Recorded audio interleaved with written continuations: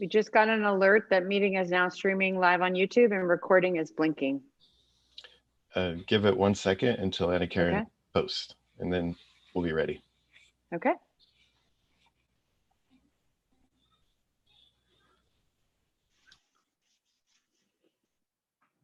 Okay. Good morning, everyone. It's 9:32 and we'd like to call our special meeting to order. We would like to do a roll call to establish quorum because we are on video conferencing. Mrs. Wolf, Here. Member Perry, Here. Clerk Normandin, Here. Member Vickers. Here. Member Kelly is not yet here. Okay, thank you. We need adoption of the agenda. Could I have a motion to adopt our agenda? So moved. Second. Thank you. Victoria, you got Clerk Normandin and Member Perry first and second. All those in, should I do a roll call on the adoption of agenda, Victoria? Yes, please. Okay. I'll do it for you. Thank you. Clerk Normandin, Yes. Member Perry, Yes. Member Vickers, President Wolf. Yes. Thank you. Okay. We're going to stand now to do the Pledge of Allegiance. I'm going to go out of the screen and everyone will hear me do the pledge. Please stand. Put your right hand over your heart. Ready, begin. I pledge allegiance to the flag of the United States of America and to the republic for which it stands, one nation, under God, indivisible, with liberty and justice for all. Thank you, everyone. We have one information item on our special meeting this morning. First, thanks everybody for having this meeting. And we did public comment via a link. And we did have, I believe at the last time we just checked, we just closed down the link. We had one comment and Clerk Normandin will be reading that comment aloud. Go ahead, Clerk Normandin. So the one comment doesn't have a name associated with it. I support and thank you for your recommendation of a flexible no harm grading policy for high school students. I see an agenda proposal you listed some Orange County district policies. Here are other Orange County policies perhaps announced after you publish board meeting agenda. Newport Mesa letter grades A through C complete. Capistrano recommending letter grades A through C, option of C, NC, or incomplete. Brea letter grades, Huntington Beach letter grades, Saddleback C/incomplete default with opt-in option for ABC. Orange letter grades no lower than third quarter. I think that's what that is, 3Q. And Garden Grove letter grades. And that is the comment. Okay, thank you, thank you, Clerk Normandin. I appreciate that. And now presenting on the information item is the interim grading system for spring 2020. We have Dr. Valoria and Dr. Winston. Take it away. All right. Well, again, thanks for meeting with us this morning. I thought it was important for the board to have an opportunity to ask questions regarding our interim grading policy for just this short period of time. And a lot of appreciation to our staff, principals, and our committee members, as well as Lisa for heading it up. And we had some other directors involved as well from the district level. But very pleased that we were able to get what I believe is a really fair policy in place for our students and staff. And it's really important, obviously, that our teachers feel comfortable with the grading policy, because by ed code, they are the ones who issue grades. And again, you know, there's a lot of guidance out there from the state level. And as you could see in the agenda item, the intent was just to show, you know, how different districts are approaching this.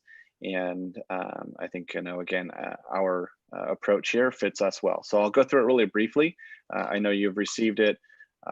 We have the TK5. I'll let Lisa kind of talk through what was determined later yesterday afternoon. That was not on the agenda. But we're going with a grade selection of A, B, C. Credit or no credit. And the intent is that students can improve their grades potentially, It does not put students at a disadvantage. So if a student is struggling to keep up with the workload, they'll potentially receive a credit. Those that aren't participating will receive no credit. And our intent with those students is to provide additional opportunities during summer or credit recovery so that they can receive full credit for the course. So again, it provides a lot of options for our students, and we think, from a do no harm model, this is the best approach we have. So again, much appreciation to staff for going through this process. It was not one that just happened instantly. I believe the first meeting that Lisa sat in on was well over 90 minutes, almost 2 hours. Lots of discussion, making sure that again, everybody was able to evaluate and understand the intent of what our policy is. So that was sent out last night to all of our families, of what the interim grading will be. And I've received a lot of positive feedback from staff and from parents and students, believing that this was a good fit for us. So I'll pass it off to Lisa, let her do just a little bit about the TK through 5 interim grading, and then obviously we'll take questions. So for the TK through 5 band, kind of in a different situation. Elementary is on a trimester system, and trimester 3 began right at the same time we started doing distance learning. So essentially we have a third of the progress reporting period that, at an elementary age, students are not as independent as middle and high school students, not as used to, self-planning and organization of a school day. And so we see probably greater variation in how students are accessing, distance learning. And our teachers are working really hard to make sure students are engaged.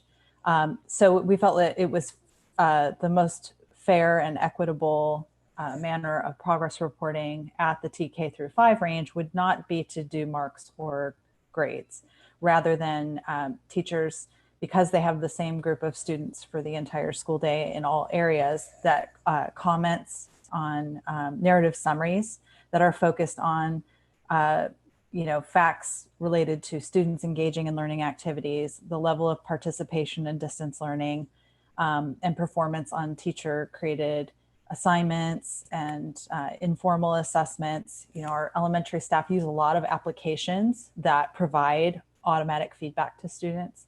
And then they also have teacher components. So the grades and marks for the first 2 trimesters will continue to appear on the report cards, but there would not be grades or marks on progress towards standards, nor on effort, because a lot of the effort is beyond our students' control. And so at the elementary level, we'll just be providing narrative summaries that teachers will provide that will inform parents in terms of anything that they may want to work with the students on during the summer, or the teachers for the following year. So a teacher would know this student wasn't able to access distance learning. A teacher in the fall may know, okay, I really, they all acknowledge they're going to need to assess all of their students' progress to see where they're at, and they're going to meet them where they are. And so it just informs the next teacher for the next grade level in terms of what the student's level of participation was with distance learning. So it's a little different than middle and high school. Thank you, Dr. Valori and Dr. Winston. Board members, I'll just go around because of this Zoom and just see if you have comments, questions, anything you had. So Member Normandin, do you have anything you'd like to discuss, ask, comment on? I was hoping to hear from Jan first, or Dee. Okay. Member Perry, did you want to comment or ask questions? Because this is an information item, it's kind of open for discussion. So please feel free to share your comments. Oops. Okay. Yeah, I have a number of questions. Is that okay? Mm-hmm. Yeah. Okay. First, I'm ecstatic for this choice. I think it meets so many of our student needs, and huge accolades to our tech department for getting tech out there for everybody so our students had more chances, and to our teachers for continuing learning and caring for our students. I think that, you know, you did a fabulous job. Questions I have.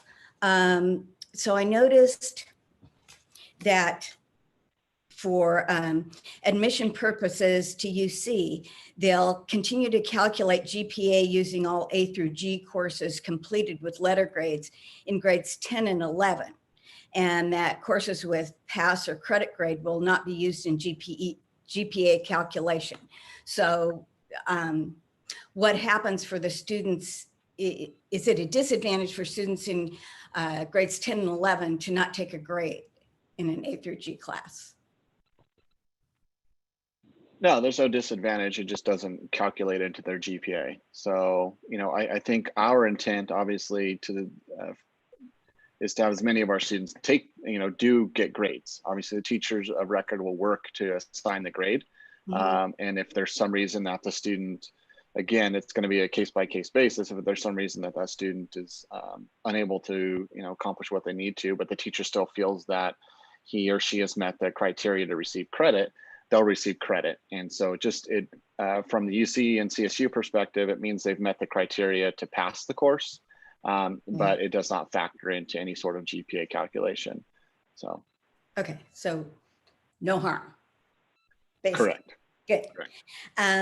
Now I saw that in Utah, for example, they're asking that students that do choose the credit, no credit, see a counselor just because of possible repercussions, and they named private scholarships might be affected, that some professional applications, including health professions, in some institutions don't award credit for entry to students that just do credit in a particular course because those courses are so important. Are we going to have our students, if they are choosing the credit, no credit option, speak with a counselor? Well, they're not choosing credit, no credit. The teachers of record will be the ones assigning that. So they'll work through that with the students to, you know, again, I don't expect we'll have a lot of students in that position. I expect most of our students are going to be at A to C, the predominant. And again, and that's simply because if you look at our student, you know, average GPA, it's very, very high. So you would expect that the vast majority of students are going to do the A to C mark. It's really intended for those students that might be struggling for a variety of reasons, and we'll be working individually with each one of those students to determine if that's the appropriate, you know, mark for them. And again, that'll be something the teachers will be working with the students on, and looping in obviously administration and counseling and so on and so forth. Because in order to make that grade, we have to do some changes to our grading table to allow that to happen. So it's not, it won't be something that is just assigned. It'll be a lot of discussion with that particular student and that family to determine the circumstances that are leading to that credit, no credit. As it relates to kind of how other places are going to treat this, I think, you know, at the upper levels, so at graduate schools, I think you see a lot of concern that students who are in college regarding how the graduate schools are going to factor that in. For our purposes, credit is going to be calculated as credit. So the universities are going to look at it and say the student has met the criteria to pass that course. And I've been going on to NACAC, which is the kind of the National Counselor Association that both is for high school counselors and college counselors. And you're seeing, you know, all the universities kind of talking about what their status is on grades, as well as their admissions departments and how they're handling it. So I think you're seeing almost every single admissions department is looking at it from, again, the credit. If it's credit, that's what you're receiving. Just doesn't factor in to any sort of calculation. For scholarships, I don't, you know, again, individual scholarships, it's hard to know what an outside agency might look at, but I would expect that they're just not going to count it as a course that, you know, they're not going to assign at the lowest GPA that, you know, they might have in previous years simply because of circumstances. So, you know, that was something that in previous years could happen, but not right now. And that would be, you know, a school would assign at the lowest passing grade that could assign with that. So you'd have some universities say, okay, that's a pass. Well, the lowest GPA for pass at your school is a 2.0 because that's a C. So that's what they would assign it. That they're not doing that right now. They understand that some districts are going straight credit, no credit. You can't assign a GPA point to that. So, you know, I kind of expect that, you know, the admissions departments are going to have to figure out how to compare each student when you have, you know, some districts that have gone straight pass fail. And, you know, obviously we're going a different route. And how do you compare two students coming from, you know, a pass fail only district for one semester versus, you know, our process. So I will, you know, bet there'll be more guidance from the UCs and CSUs on this topic in particular as they get done with their pass fail conversation internally that they have to have with their own students. So, you know, as they get all their stuff buttoned up and they go into fall for admissions, I would expect we'll see a little more guidance as things settle down. So. Yeah, a lot of things to figure out. I also saw that some districts, instead of giving no credit, they are giving some kind of a demonstration of proficiency for students. I can't speak to the other districts per se, but they would yeah, get credit even if they haven't turned in all the assignments or, you know, whatever other things that teachers are looking for credit. Well, and again, the teacher record is really going to be responsible for trying to identify what are those things that the student needs to do to receive credit. So if it's just a few things, then we determine that that's something that student can make up over summer because they got a late start, something got in the way of them getting work done. We didn't want to give it incompletes because incompletes then could lead eventually to an F if it's not fulfilled. So it's better this process, you know, you can, we'll be flexible with students that if it's a no credit and it's simply they need to do X, Y, and Z. And so like you said, a kind of a proficiency, get these things done, and then I can issue you credit. So we'll handle those on a case-by-case basis. Again, I do not expect a significant amount of students. Yeah, sorry. This is Jim, and I wanted to respond to Dee's thought. I think you want to make the policy as simple as possible. And so it's not confusing to the evaluators at all these schools.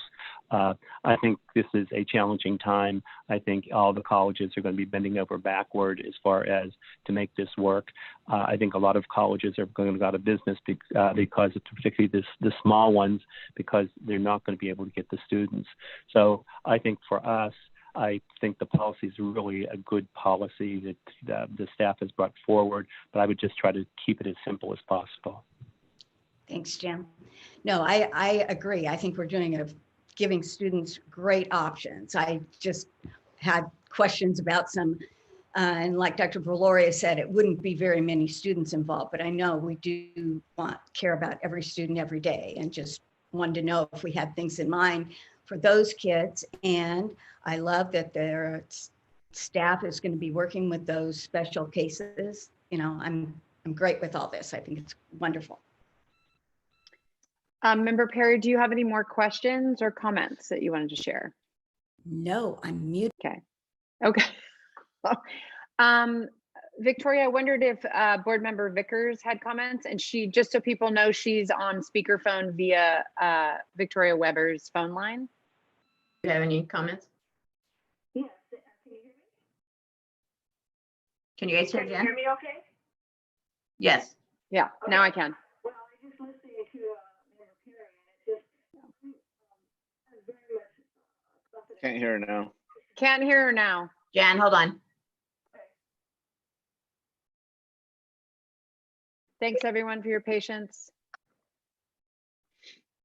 Okay, try that.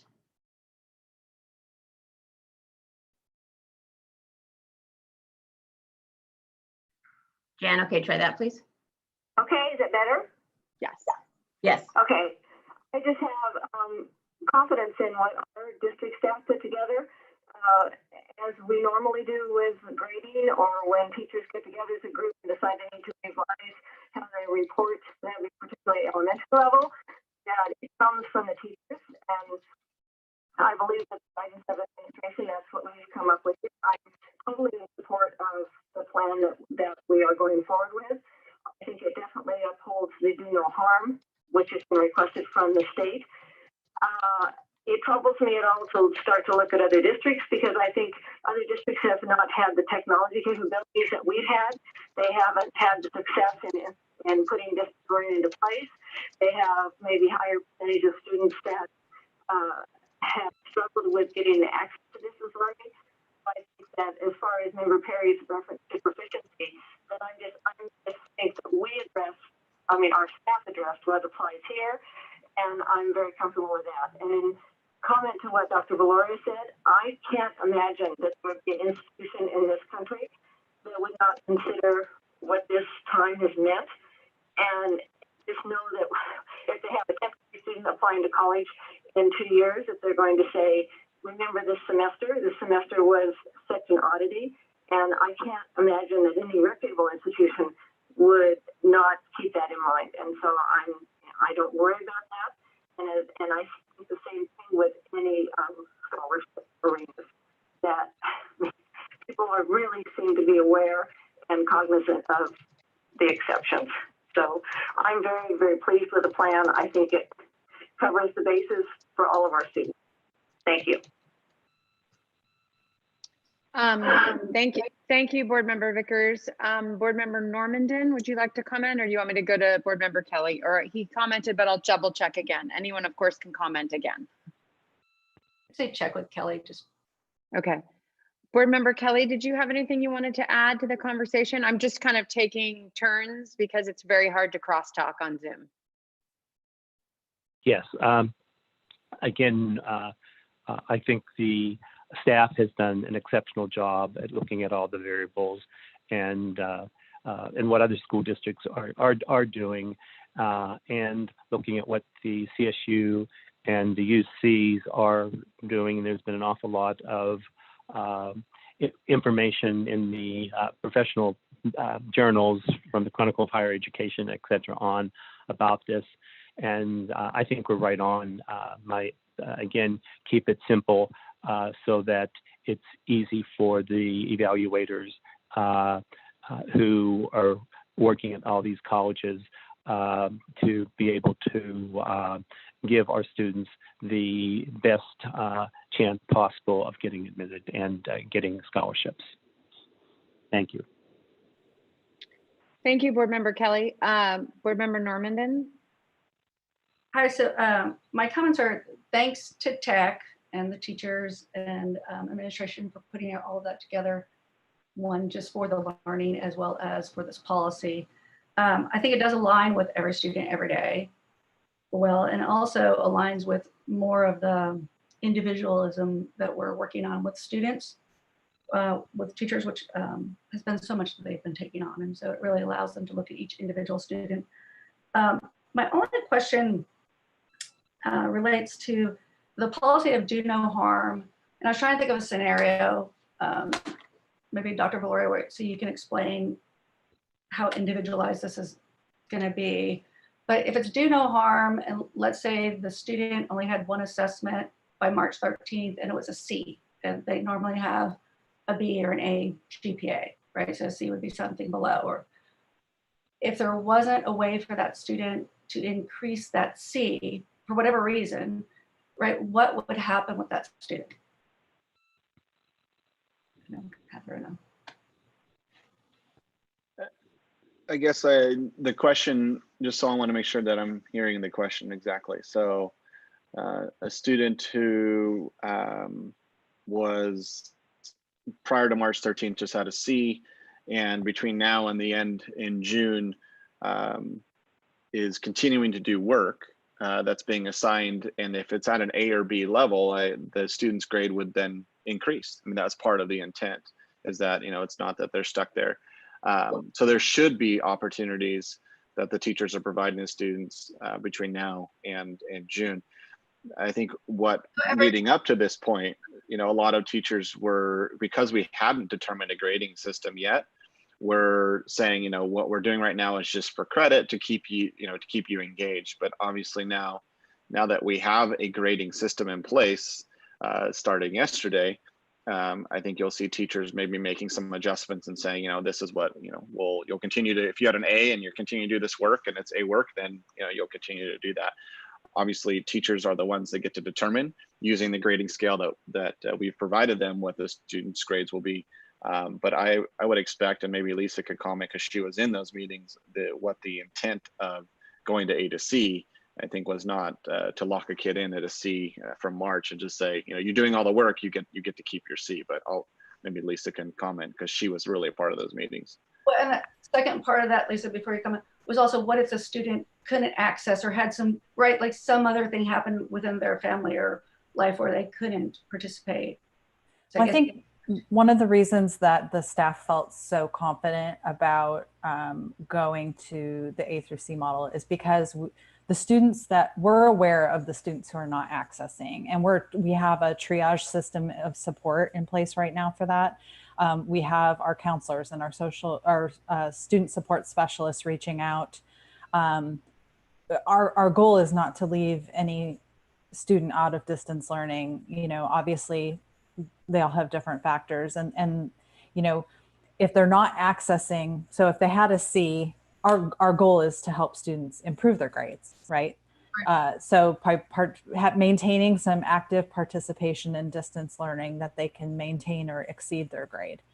A student who, for whatever reason, can't complete the semester and may not earn credit because they can't access distance learning, they haven't, we're concerned about them potentially moving to the next course in the sequence. So many of our courses are sequential. And if you haven't had enough content in that area to really be successful then in the next course, then that's when we're going to look at credit recovery, summer school, other support options to help that student achieve, the content. Because really, it's not about, we had a very philosophical discussion about, what does a grade mean?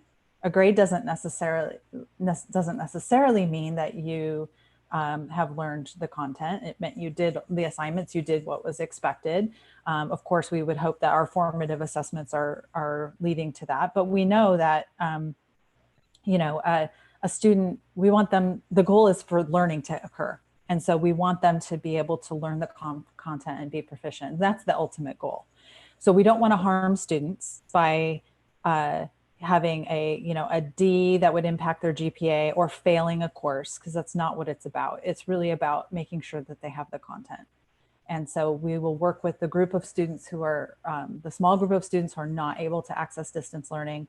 We're working on getting them to access distance learning, and then we will have other ways to help them learn the content if they're not successful. Thank you. That's all I have. And thank you. That's all you have? Okay.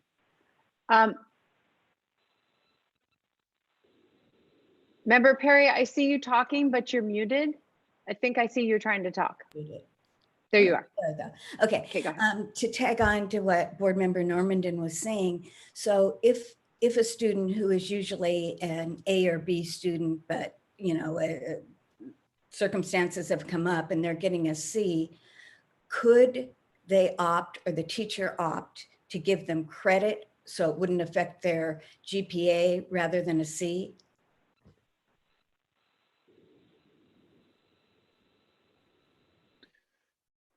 Yeah, I mean, again, from the do no harm approach, I think that's what it will be, a determination of what's getting in the way of that student being able to accomplish the work, and if it's determined that it'd be in the best interest of the student to get credit versus the grade. Obviously, I think the teacher will make that determination in conjunction with, obviously, with the student, making sure that the student's aware of what that means. And why it is that student's earning that credit versus a different grade. So rather than a C. Okay. And I think it's going to be an individualized situation, and I think every scenario is going to be unique depending on the student's access issues, or simply their ability to manage their course load at home. I think we all have to be realistic here, and that everyone's home is a bit different, and that some have the ability to support their kids through this who need that extra help, and they can do that. And that's part of the reason, again, do no harm. You want to be thoughtful that not everyone's going home to parents who have the ability to sit down with their kids and organize all their classwork, and to make sure they're getting on all their calls and doing those sorts of things, because they may be having to go off to work.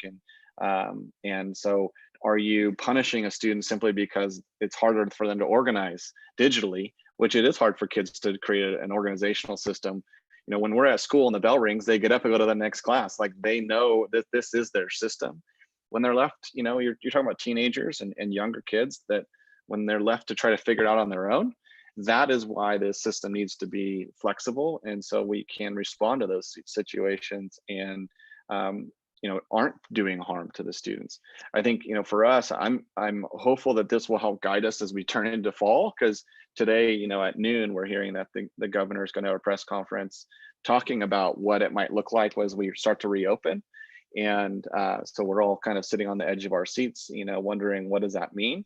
And I think us going through this process right now, and going through this grading process will help us to kind of inform any kind of things that we have to do come this fall. I think we all know it's going to be very different, but this gives us a chance to kind of talk through and see, okay, now how could we create a more equitable situation for students with grades, knowing that it might look a little different, social distancing, so on and so forth. How do we create a grading system that is as fair as possible, using what we are doing right now as a potential guide for fall and for for potentially fall and spring? We'll see. So those are the things that we're trying to think about too, is how do we learn, as we continuously improve, how do we learn from what we're doing now to potentially inform our next set of actions when we hit to fall. So I know our teachers spent a lot of time on this discussion. They feel really confident that this is what's best. And so, again, being the people that issue grades, I think we all know it's something they take very seriously and own that. And I think, again, Lisa can attest to the conversations that were very thoughtful, and a lot of discussion about different ideas and options, and they landed on this. And we're not alone. There's other districts that look very similar to what we're doing, and again, there are districts that don't. And so we're all, as educators, in an odd space right now, trying to figure out how to continue to navigate in such an odd time and support kids. And I'm just proud of the work that we've been able to accomplish so far. So. Well, thank you to everyone for their thoughtfulness. And Dr. Valoria, I know the teachers, this is their job. I'm assuming they're always having conversation with students. Would this be something where a student could participate in the conversation with the teacher in the scenario that we were creating, on if there was some issue, right? And they rather just get credit because they don't feel a C was where they really would be? Like, is that something a student would engage in, or just the teacher asking, who's advocating, I guess? Is the student also advocating in that process in this, or is it, I never thought of grading as students advocating. So I don't know if the times have changed that or not. I think it'd be hard to answer the specific what if scenarios. I think each one's going to be handled by the teacher of record, depending on how they see appropriate. And it will obviously, I would expect that if you're a teacher and you're going to give a kid credit versus a grade, I would expect that there's going to be, and the student doesn't understand why, I guarantee there's going to be a conversation. I don't expect to see a significant amount of students, going that route. I just don't see it. I think we'll continue to see our students engaging and working towards, maintaining grades or improving grades after their March 13th. So we'll go from there. But that's the intent of this grading policy is right, to create that do no harm mark. And the grading also, I think, motivates both sides, right? Both the teachers and the students. I applaud all of this. I was just trying to think of worst case scenarios. Right. Thank you. Thank you all. So I'm just going to close out with my comments, which is I fully support the Wait. policy, and I'm really grateful that teachers were. President Wolf? I'm Yes. sorry. Member Vickers was trying to speak. Oh, okay. I'm gonna silence because to hear Member Vickers. Go ahead. Okay, I was just a quick comment that my assumption would be the same with the student and as things were normally, that if they had concern regarding their grade, they'd have a conversation with the teacher. And I would, they're having contact with their teachers, so I would think that would go on, that part would go on as usual. So it wouldn't be something that that would just be put upon them. So that would be my assumption. So that's it. Thank you. Board Member Vickers, many of us are nodding. You can't see us, but we're nodding in agreement with you. Okay. You're missing. Just so you know, I just wanted you to know you had some consensus going with nods. So I'm going to go back. So I fully support it. I think teachers being on the front lines right now are getting that personal connection with students. And we're lucky enough to have a small district where that personal connection will help in our grading policy. I think this is about every student every day. And this policy will meet the needs of all different kinds of students wherever they're landing in this unique experience. The education system is colliding into each other during this pandemic. And that means it's K through 12 districts to community college to university to grad school. And I'm kind of part of the high school and college world right now, and they're colliding and evolving every other day, every 3 days. There's emails from universities to high schools to college application programs. So just, I think everybody be aware the evolution is happening constantly. Things that are kind of decided what one university in Connecticut's doing is going to evolve in a month because so many districts are changing. But thank you to the committee, Lisa, Dr. Winston, for organizing this and coming up with a decision that I think will meet the needs of our students. Does any other board member have any other comments? I'm looking. Member Kelly, because I can't see you, or Member Vickers. Just want to double check. I'm fine. Thank you. Thank you. Member Kelly, did you have any? I thought it's been a good discussion, and again, I think the staff, with the input of the users, did an excellent job here. And my final thing is keep it simple. If you offer these grading options and you find out that no one's using 2 or 3 of them, then I would not put those on the piece of paper that is attached to every transcript that goes to an evaluator, because it would just make it a lot easier for our students to get a fair evaluation. And what Dr. Kelly's referring to is, our school profile. So when we send off, to our universities, we attach a profile of what our grading system means. So we will be doing that and providing that. So I agree with him, keeping it as simple as possible so that as each student's being evaluated, it's very clear what our evaluation process is that we're using for this one semester. And, so that our students are evaluated to the greatest extent possible in a fair manner. So obviously all high schools and districts will be having to do that depending on whatever decision they made around grading practices. So, but I appreciate that insight, and I agree with Dr. Kelly that it is very, very important to keep it simple as possible so that the evaluators they know what it all means. So. Did any cabinet members have any comments before I move to adjourn the meeting? No, I would just thank the teachers and the administrators. Dr. Allman facilitated the discussion at the high school, and we were just there to support. And so just thank them for their time, because this was kind of, we tried to do this quickly and efficiently. And I just appreciate their thoughtful comments. They were very tolerant of differences of opinion, which is always helpful for a productive conversation. So I think there was a lot of thought that went into, every student's situation. And I think the board would be proud of our staff for being so thoughtful when it comes to student needs. Please extend our thanks to Dr. Alleman and the committee. the board as a whole, I think we all are proud and we're really pleased that they engaged in a debate about it before coming to a decision. I think everyone would agree with that. Since I have no further comments, I just want to double check. I'm looking at all the screens. I would motion to adjourn the meeting. So moved. So moved. Okay, so Victoria, I'll let you decide who said that. I got it.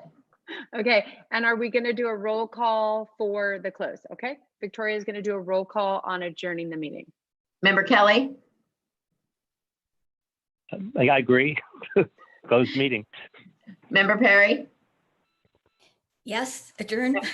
Member Vickers, Aye. Member Normandin, Aye. President Wolf. Yes, Thank you. the meeting is adjourned at 10:12. And again, thank you everyone for coming on this Tuesday morning. Have a great day. Thank you, guys. Appreciate it. Thanks, Peggy. Thank you.